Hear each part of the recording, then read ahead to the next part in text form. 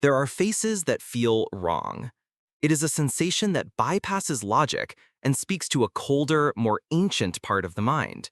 It is not the straightforward horror of a monster or the intellectual curiosity sparked by an alien, but something far more subtle and, for that reason, more disturbing. It is the feeling of the almost human. You know the moment it happens. You are watching a film and a digitally rendered character smiles, but the expression doesn't quite reach their glassy, vacant eyes. Or you walk past a store window at night, and for a split second, the painted face of a mannequin seems to track your movement. In that instant, something primal recoils within you.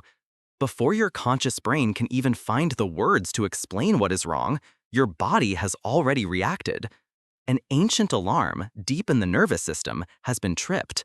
This is not right. This is an imitation. This is a threat. This treacherous landscape of our own perception has a name: the Uncanny Valley. The term was coined in 1970 not by a psychologist, but by a Japanese roboticist named Masahiro Mori, a man living in a nation on the cusp of a technological revolution. Mori was charting the future of human-robot interaction, and he discovered a strange and dangerous chasm. He noted that as a robot's appearance became more human-like, our empathy for it naturally increased. A simple industrial arm is a tool. A machine with a head and eyes becomes a companion. But as the robots approached near-perfect human likeness, the affection vanished. The line on his graph plunged into a deep abyss. Instead of connection, people felt a powerful, creeping revulsion. The machine looked too much like us, but failed in some crucial, undefinable way. This sudden, violent dip into fear and disgust was the Uncanny Valley. Once named, this valley was suddenly visible everywhere, in the unblinking stares of wax figures, the slightly too smooth movements of advanced prosthetics, and the soulless perfection of digital avatars. What is so profound about this reaction is that it is not a choice, it is a reflex, and it begs a monumental question: why? Why would we possess an instinct so specific and so powerful? Evolution does not forge a universal human response to help us critique bad CGI. Instincts this strong are the heirlooms of survival, etched into our psyche by millennia of life or death challenges. The answer, therefore, cannot be found in our modern world of plastic and pixels. It must lie somewhere in our deep biological past. The Uncanny Valley is a ghost in our machine, the ghost of a forgotten danger. To understand how such a fear could become part of us, we must first understand the purpose of fear itself. Fear is not a weakness. It is the accumulated wisdom of all your ancestors who survived. It is a survival algorithm, and we are all the descendants of a long line of beings who were afraid of the right things. Consider one of our most primal fears, the serpent. For millions of years, our primate ancestors lived under constant lethal threat from snakes. In response to this pressure, we evolved breathtakingly sharp vision to detect their camouflage and a hair-trigger alarm system in our brains. In scientific studies, monkeys who have never seen a snake in their lives will react with panic to a mere photograph of one. Even a coiled rope on the floor can trigger their innate stress response. Their brains are preloaded with a pattern recognition software that screams danger at the suggestion of a snake, because a false alarm is a small price to pay for survival. The primate who mistakes a stick for a snake is merely startled. The one who mistakes a snake for a stick does not pass on its genes. This is a fear written in our DNA. So we must ask the question: if the simple shape of a coil can trigger a million-year-old defense system against serpents, what ancient predator does a face that is almost human, but not quite, warn us against? The Uncanny Valley, then, may be the exact same kind of ancient instinct, a warning system forged over an immense span of time to help us recognize a very different kind of threat. One that walked upright, one that had hands and eyes, one that looked so much like us that a moment of hesitation, of mistaking them for us, could be the last mistake our ancestors ever made. To find the source of this feeling, we must now journey back to that world, a world filled with other kinds of humans, a time when we were not alone on this planet. To find the origin of this fear, we must travel back, not just a few centuries, but deep into the abyss of prehistoric time, nearly 2 million years ago. We must imagine a world without cities, without roads, without walls, a world lit by the sun and the stars alone. This is the Africa of the Pleistocene epoch, the cradle of our lineage, and the crucible in which our minds were forged. And if you think the African wilderness is dangerous today, you cannot begin to imagine the conditions our ancestor, Homo erectus, endured. This was not a barren wasteland, it was a savage garden, teeming with a density and scale of life that has now vanished from the earth forever. It was a world of giants. And in this world of giants, our ancestors were small, soft-bodied, and shockingly vulnerable. For most of our evolution, we were not the dominant species. In fact, for a very long time, we were far more often the prey than the predator. Let's meet our protagonist in this story, Homo erectus. Taller than their predecessors, with a brain significantly larger, they were a revolutionary new kind of hominin. They crafted sophisticated stone tools, they controlled fire, and they worked together in tight-knit social bands. They were intelligent, resourceful, and adaptable. But they were not titans. An adult male stood about the same height as a modern human, but was leaner, weighing perhaps 140 pounds. They had no armor, no venom, and their fingernails were no match for the claws of the true rulers of this world. Their survival depended entirely on their wits and their numbers, because physically they were hopelessly outmatched. The landscape itself was a gallery of monsters. The grasslands were the hunting grounds of the macho rodents, the saber-toothed cats. These were not a single species, but a whole guild of specialized killers. There was Meganterion, a powerfully built ambush predator the size of a jaguar, with fangs like daggers, perfect for severing the windpipe of its prey in a single devastating bite. Out on the open plains stalked Homo therium, the scimitar-toothed cat, a lankier, more athletic hunter built for running down its victims over long distances. Imagine a small band of erectus scavenging a kill, constantly scanning the horizon, knowing that a pride of these efficient predators could be watching them from the tall grass, waiting for a moment of weakness. And the cats were only the beginning. The knights belonged to the hyenas, but not the creatures we know today. The dominant scavenger and predator of the era was Pachycrocuta breviorostris, the giant short-faced hyena. Standing 3 feet tall at the shoulder and weighing over 200 pounds, it was a bone-crushing behemoth, larger and more powerful than a modern African lion. A clan of these creatures would have been a terrifying force, capable of driving any other predator from a carcass and posing a direct, mortal threat to any hominin camp not protected by a substantial fire. The rivers and lakes, the essential sources of life, were also boundaries of death. They were patrolled by colossal ancestors of the Nile crocodile and by territorial hippopotamus, whose aggression and power would have dwarfed that of their modern descendants. For our ancestors, every drink of water was a gamble with a violent end. This was the world that hammered our instincts into shape. It was a landscape of fear, where every shadow could hold a predator, every rustle in the grass could signal an attack. Survival was a matter of constant, nerve-shredding vigilance. You had to learn to read the silence of the birds, to understand the meaning of a distant alarm call from a troop of baboons, to know that the safest place was in the center of the group, huddled close to the flickering light of the fire as the roars and screams of the night's hunters echoed in the darkness. Our ancestors lived and died under the gaze of these incredible beasts. They learned the nature of fear from these animal monsters. But these creatures, for all their terror, were understandable. A saber-toothed cat was a predator. Its motives were clear. It was a monster, but it was not uncanny.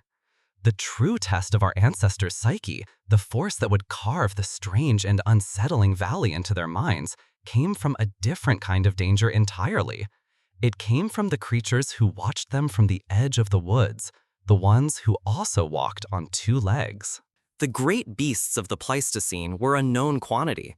Their roars were the sound of hunger, their charge the embodiment of brute force. A Homo erectus clan could learn their habits, predict their movements, and respect their power.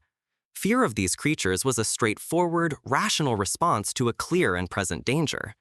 But the world held another kind of inhabitant, a presence that sparked a far stranger, more complex kind of fear. This was not the fear of the monster, but the fear of the mirror, distorted. It was the deep, gut-wrenching disquiet of looking into a face that was almost your own and seeing a stranger, or a rival, looking back. For our ancestors were not the only kind of human on the landscape. They were surrounded by familiar strangers. Imagine a small group of erectus hunters moving through the acacia scrubland. In the distance, through the shimmering heat, they see other figures. They are upright, they carry stones. From a distance, they could be kin, another hunting party from their own clan. But as they draw closer, the details resolve, and a knot of apprehension tightens. The figures are smaller, their arms are longer, their faces more projecting. These are the habilines, Homo habilis, the handyman. They are relatives, yes, part of the same human genus, but they are not the same. Is their presence here a sign of peace or a territorial challenge? Do their simple stone tools represent a shared culture or a weapon to be used against you, a competitor for the same scarce resources? A single moment of misidentification, of assuming kinship where there is none, could lead to a sudden, brutal, and fatal confrontation.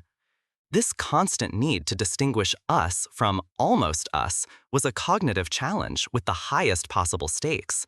It was the birth of a necessary suspicion. But there were other beings in this world, far stranger than the habilines. Ancient lineages, deep branches on our family tree, still clung to existence.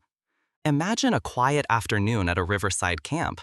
The adults are resting while the children play near the tree line. A parent glances over and sees a slender, upright figure coaxing one of the children away from the group. It walks on two legs like they do, but its arms are unnervingly long, dangling almost to its knees. Its movements are nimble, more like a chimpanzee's, and its face is a disquieting blend of the ape-like and the human. This is a late surviving Australopithecine, a ghost from a more ancient time. Before a cry of alarm can be raised, the creature grabs the child and vanishes into the forest. This isn't just predation, like a leopard taking a fawn. This is a horrifying parody of kinship, a being that looks just enough like you to get close, to mimic trust, only to reveal itself as a mortal threat. This is the stuff of nightmares, an encounter that would burn itself into the collective memory of a people. Perhaps the most profoundly alien of all, however, were the ones who may not have been a direct threat at all. Imagine coming to a clearing and finding a group of beings you know as the Paranthropus, the robust hominins. They are built on the same bipedal blueprint as you, but the proportions are profoundly wrong. Their faces are enormous, wide and flat, dominated by massive cheekbones that flare out like shields to anchor jaw muscles of incredible power. The males have a ridge of bone running along the top of their skulls, a sagittal crest, like a gorilla. They are not here to hunt you. Their giant molar teeth are designed for grinding tough, fibrous plants, roots, and tubers. They are the great herbivores of the human lineage. They sit silently, powerfully chewing, barely acknowledging your presence. And yet, their existence is a deep psychological challenge. They walk like you, they live in family groups like you, but their form is a radical departure. Their presence is a constant, quiet statement that your own face, your own form, is not the only way to be human. They are living, breathing proof that the world is filled with uncanny alternatives to yourself. They are the ultimate other, and their silent indifference is almost more unnerving than open hostility. Every day, our ancestors lived in a world populated by these living, breathing paradoxes. And every encounter, whether hostile, predatory, or merely strange, hammered home one essential lesson for survival: do not trust the face that is almost human. For over 1.5 million years, Homo erectus and their contemporaries weathered the savage garden of the Pleistocene. They survived, they adapted, but eventually their time came to an end. The world continued to change, and out of the crucible of ancient Africa, a new kind of human emerged. Us, Homo sapiens. Born with a high, vaulted skull, housing a large and complex brain, we possessed a capacity for symbolic thought, for complex language, for art, and for innovation on a scale never before seen. With this new mind, we began to reshape the world around us. One might imagine that our arrival marked a new chapter, that the world of multiple human species faded away as we rose to prominence. But it was not so simple. Our dawn did not break on an empty continent. The old world of familiar strangers did not vanish. We were born into a land that still held its secrets, and we too would come face to face with the uncanny. The first of these encounters is a story that begins not in the distant past, but with a modern discovery of breathtaking proportions. In 2013, deep within a labyrinthine cave system in South Africa known as Rising Star, two spelunkers squeezed through a fissure in the rock no wider than 7 inches. What they dropped into on the other side was a chamber of wonders and horrors, a place that would rewrite the story of human origins. The floor of the chamber was littered with bones, and they were not animal bones. They belonged to a completely new, utterly baffling species of human, Homo naledi. Their anatomy was a shocking mosaic of the ancient and the modern. They had feet and long legs that were clearly adapted for upright, long-distance walking, almost indistinguishable from our own. Their hands were remarkably modern, with a wrist structure suggesting fine motor control for sophisticated tool use. But the rest of their body was a ghost from a much deeper past. Their shoulders were built for climbing, their fingers long and curved like an ape's, and most startlingly, their brain was tiny, no larger than that of an Australopithecine, about the size of an orange. This was a creature that should not exist. A hominin with an ancient brain and primitive torso, but with startlingly modern hands and feet.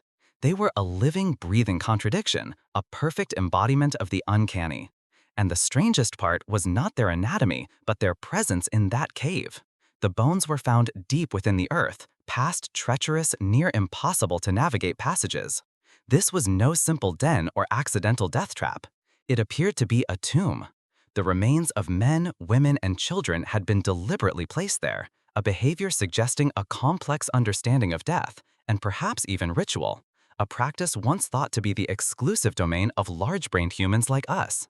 Despite living alongside our ancestors for what may have been hundreds of thousands of years, we have, as of 2025, found no evidence that we ever interbred with them.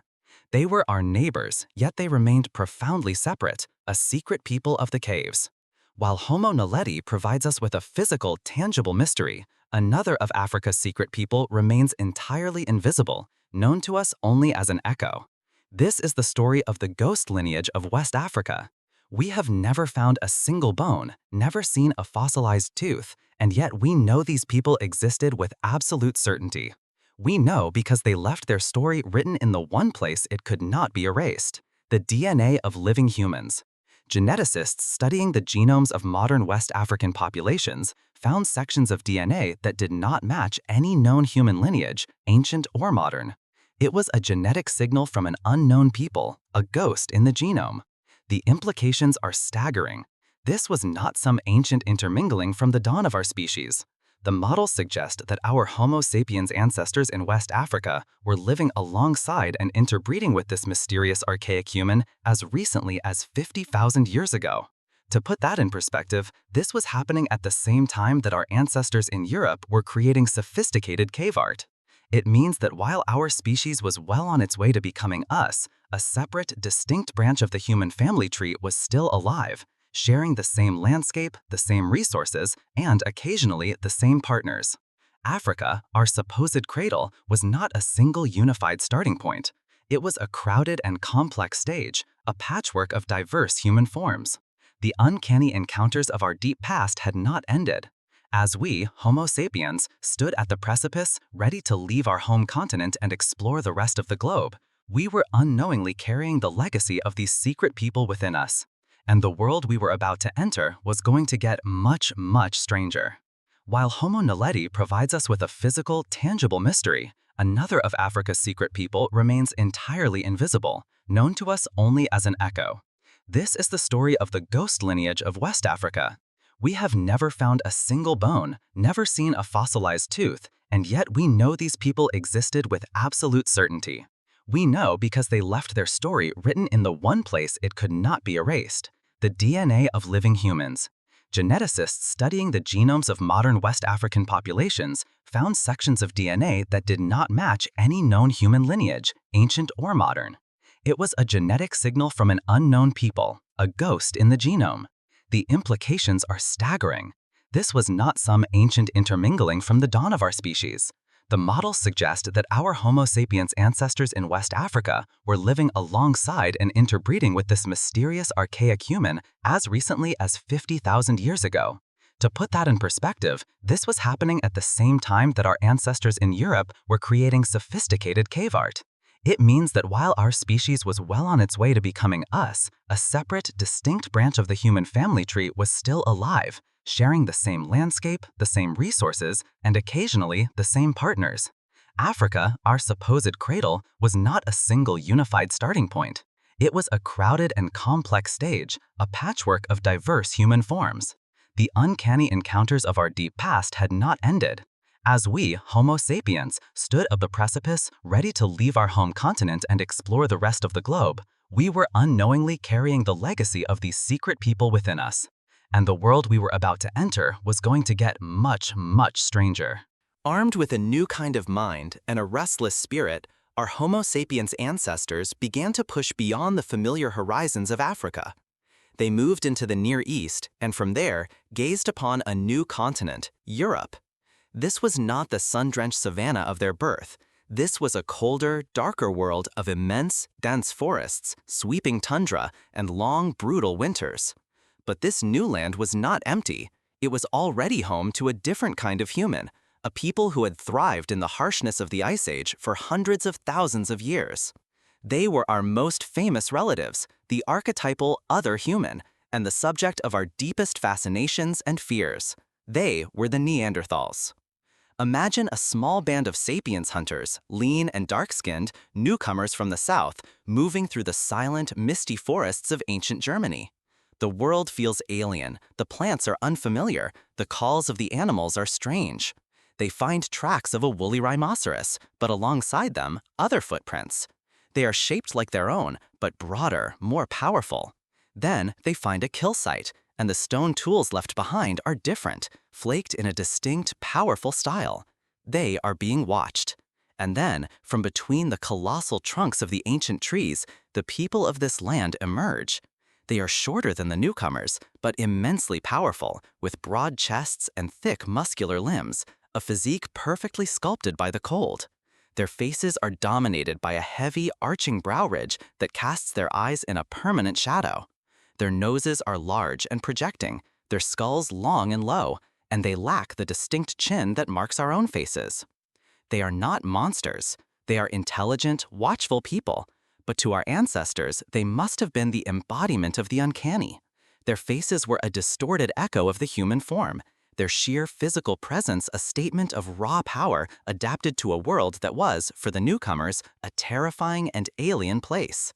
For millennia, we have painted them as brutish, grunting cavemen, but this is a profound injustice. The Neanderthals were a deeply intelligent and successful human species. They were masters of their world. They hunted mammoths, woolly rhinos, and giant cave bears with sophisticated stone-tipped spears. They controlled fire, crafted complex tools, and lived in tight-knit family groups. They cared for their sick and elderly, with skeletons showing individuals who survived for years with debilitating injuries, proof that they were nurtured by their clan. There is even tantalizing evidence for symbolic thought. The use of red ochre pigments, necklaces made from eagle talons, and the deliberate burial of their dead. They were not a primitive warm-up act for our arrival. They were a parallel humanity, a different answer to the question of what it means to be human. Our two peoples shared the world for over 100,000 years. Our first encounters likely took place in the Levant, a crossroads between continents where populations ebbed and flowed with the changing climate. The story of our interaction is a profound paradox, the very essence of the Uncanny Valley's mix of fear and fascination. There was undoubtedly conflict. We were two intelligent, territorial predators competing for the same resources. Over time, as sapiens populations grew and pushed further into Europe, Neanderthal territories shrank. they were gradually, inexorably replaced. This was a story of competition and likely of violence, but it was not just a story of war. The ultimate proof of our complex relationship lies within the DNA of every non-African person alive today. We had children together. This is the Neanderthal paradox. The very being whose strangely familiar face might have triggered our deepest, most primal instinct of caution and fear was also, at times, seen as a mate, as a partner, as family. This mingling of revulsion and attraction, of conflict and communion, is the uncanny feeling made real on a species-wide scale. Today, modern European and Asian populations carry on average around 2% Neanderthal DNA. It is a living genetic inheritance, a reminder that they never truly vanished. They assimilated into our invading population, leaving pieces of their genome scattered within our own, genes that may have helped us adapt to the colder climates, new diets, and diseases of their northern world. Our encounter with the Neanderthals was the ultimate confrontation with the other, a rival who was also an ancestor. But they were not the only secret people the vast continent of Eurasia held. As our ancestors pushed even further east into the sprawling heart of Asia, they would discover that the human family was stranger and more diverse than they could ever have imagined. The story of our encounter with the Neanderthals was a multi-millennial drama of conflict, coexistence, and communion that reshaped our genetic identity. But they were only one branch of the human family that we met on our journey. As groups of Homo sapiens pushed east of the Urals, they entered the vast, sprawling continent of Asia, a land that held even more profound human mysteries. Here, they would encounter a people so enigmatic they are known to us not by their skeletons or their tools, but as a ghost in the genome, a shadow people who ruled the eastern half of the world. They were the Denisovans. Our knowledge of this entire branch of humanity began with almost nothing, a single tiny fragment of a child's pinky finger, discovered in 2010 in a remote cave in the Altai Mountains of Siberia. Scientists assumed the bone belonged to a Neanderthal, as their remains were also found in the cave. But when they sequenced its DNA, they were stunned. It belonged to a population genetically distinct from both Neanderthals and modern humans, a sister group to the Neanderthals that had carved out its own vast domain in Asia. An entire population of archaic humans had been discovered, not by an archaeologist with a trowel, but by a geneticist in a clean room. For years, the Denisovans remained almost entirely spectral. We knew they existed, we knew our ancestors had children with them, but we had no face to put to the name. Recently, the shadows have begun to recede. A massive jawbone found on the Tibetan plateau was identified as Denisovan, proving they were not just Siberian cave dwellers, but a people adapted to the thin air of the world's highest mountains. Their genetic legacy tells a story of incredible diversity and range. Today, the highest percentage of Denisovan DNA is found in the native peoples of Melanesia, Papua New Guinea, and Australia, suggesting these enigmatic people thrived not just in the cold north, but in the tropics of Southeast Asia. It now seems that as our ancestors moved through Asia, they met and mingled with different Denisovan populations along the way. They were not a monolith, but a mosaic of peoples, the great eastern counterparts to the Neanderthals in the West. And as our ancestors pushed even further into the island chains of Southeast Asia, the world became stranger still. Here, on islands isolated from the mainland, evolution had run its own unique experiments. This led to the discovery of one of the most astonishing members of our entire family tree. On the Indonesian island of Flores, researchers excavating a cave found the skeleton of an adult female who stood just 3.5 feet tall. This was Homo floresiensis, nicknamed the Hobbit.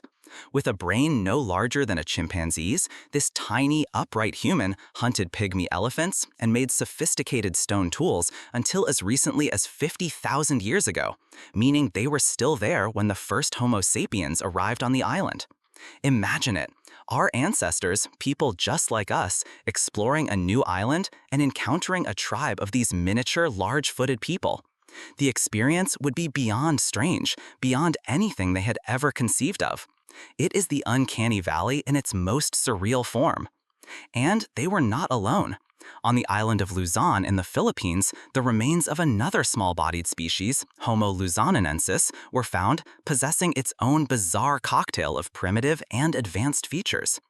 It has become clear that the world our ancestors inherited was a true human plurality. It was a patchwork of different species, a menagerie of human forms. We met powerful, intelligent Neanderthals in the West, the widespread and mysterious Denisovans in the East, and tiny, tool-using island people in the South. We were the last to arrive, the final piece in a complex human mosaic that had existed for millions of years. This incredible diversity deepens our central question.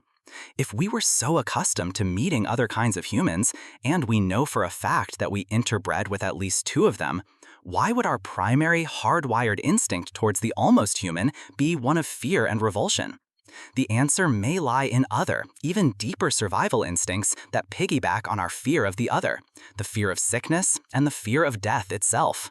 Our journey back through time has revealed a world teeming with human diversity, a world where our ancestors walked alongside Neanderthals, Denisovans, and the mysterious people of Flores and Luzon. The genetic record is undeniable proof that we did not just fight these other humans, we sometimes saw them as partners, creating families and leaving a complex, intertwined legacy in our DNA. This presents a profound paradox. If we were capable of such intimacy, why is the uncanny valley, our gut reaction to the almost human, a feeling dominated by revulsion and fear? The answer is that the fear of a rival or a competitor may not have been the only or even the most powerful instinct at play. The uncanny valley is likely a composite fear, a place where several of our deepest, most ancient survival circuits intersect and fire at once. The fear of the other is amplified by two even more fundamental terrors, the fear of disease and the fear of death. Long before the advent of medicine, our most effective defense against infection was not biological, but behavioral. We evolved what scientists call a behavioral immune system, a set of subconscious instincts designed to make us avoid pathogens before they can even enter our bodies. This system is constantly, unconsciously scanning the world for signs of sickness. Anything that deviates from a healthy norm can trigger a powerful feeling of disgust, an emotion designed to make us withdraw. The triggers are varied and subtle: pale or discolored skin, watery eyes, lesions, asymmetrical features, jerky or unnatural movements. These are all potential clues that a person is carrying a dangerous contagion. In a world where a novel virus could annihilate a small, isolated band of humans in a matter of days, this instinct was not a prejudice, it was an essential tool for survival. Now, consider an encounter with another human species. A Neanderthal, adapted to the cold, would have had a different skin tone. Their facial structure was profoundly different. Their bodies moved differently. To our ancestors' behavioral immune system, fine-tuned to the specific norms of Homo sapiens, these differences may have been flagged as signals of ill health. The uncanny feeling, then, could be our ancient disease avoidance software misfiring, interpreting genetically different as dangerously sick. Outsiders were not just competitors, they were biological wildcards, potential carriers of novel diseases to which our group had no immunity. This instinct was not foolproof. Our species likely inherited genital herpes from an earlier hominin, a permanent reminder of a time this defense failed. But the evolutionary pressure to fear the unfamiliar would have been immense. The stranger was a threat not just because they might carry a spear, but because they might carry a plague. But there is another, even deeper layer to this fear. What is the most perfect and terrifying example of something that is undeniably human, yet fundamentally horribly wrong? A dead body. The ability to recognize the moment of death is a critical survival skill. A corpse is a beacon for disease, a magnet for dangerous scavengers, and a profound emotional and social rupture for a community. Our brains, therefore, have evolved a hypersensitive network for detecting the subtle, grim boundary between life and death. We react to the stillness, the pallor of the skin, the lack of reciprocity in the eyes.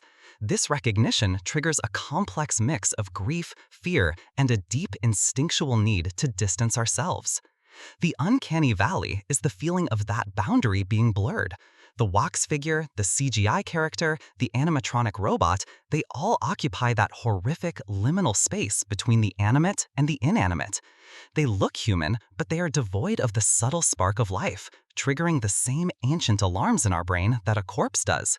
This is why the tropes of modern horror, the zombie, the ghost, the possessed doll, are so universally effective. They are a direct and vicious hack into this deep-seated fear circuit, the terror of seeing the dead appear to walk. An encounter with an unfamiliar hominin, with their subtly different facial expressions and body language, could have inadvertently triggered this same living dead alarm. Their face might not move in the way our brain expected a living human face to move, placing them, for a terrifying split second, into that same valley of the dead. The uncanny valley, then, is not one fear, but three, braided together into a single powerful instinct. It is the fear of the other, the rival and competitor. Layered over this is the fear of the sick, the potential carrier of a deadly plague. And deepest of all is the fear of the dead, the horror of the living thing that appears devoid of life. An encounter with another human species was the perfect storm, a single event that could trigger all three circuits at once. This raises one final chilling question. What was the ultimate consequence of possessing such a powerful, multi-layered fear? What did this instinct do to the world? We have journeyed back into the deep past, into a world of savage beauty and terrifying monsters. We have met the familiar strangers, the other humans who shared our world, and we have confronted the profound paradox that we both feared and loved them. We have seen how the uncanny valley is not one simple fear, but a powerful and complex instinct woven from three of our deepest survival circuits: the fear of the other, the fear of the sick, and the fear of the dead. Now, we must confront the final and most difficult part of this story, the ultimate consequence of this instinct. While the fear of disease and death are ancient and powerful, the primary driver of the uncanny valley, the sharp edge that made it such a potent force in our history, was always enemy recognition. For most of our existence, the single greatest threat to a small band of humans was another small band of humans. When the other humans were not just rivals but members of a different species, this threat detection system would have been supercharged. The uncanny valley was our ancestors' finely tuned warning software, an instant pre-rational assessment of every unfamiliar face. In a fraction of a second, it had to answer the most critical questions: friend or foe, kin or stranger, potential mate or mortal enemy. This explains why the feeling is so immediate. In a tense, prehistoric encounter, where the slightest hesitation could mean death, there was no time for conscious deliberation. The gut feeling was everything. This weaponized instinct may have been Homo sapiens' greatest advantage. It allowed us to form larger, more cohesive in-groups by rapidly identifying and reacting to out-groups. It was the us versus them faculty in its purest, most ancient form. And this leads us to a grim and unavoidable pattern. Everywhere our species went, extinction followed for our archaic relatives. Shortly after Homo sapiens arrived in Europe, the Neanderthals vanished. After our ancestors pushed into Asia, the Denisovans disappeared. On the island of Flores, the Hobbits were gone within a few thousand years of our arrival. While factors like climate change certainly played a role, we were the one common denominator, the final variable in the extinction equation. We must therefore ask the most terrible question of all: was the uncanny valley the psychological engine of the first and only hominin apocalypse? Did this powerful three-pronged fear of the other, the sick, and the dead fuel a wave of replacement and perhaps outright conflict that wiped every other kind of human from the face of the earth? The interbreeding shows it wasn't a simple story of relentless war, but those moments of connection may have been the rare exceptions in a long, slow, inexorable story of us displacing, outcompeting, and ultimately erasing all who came before.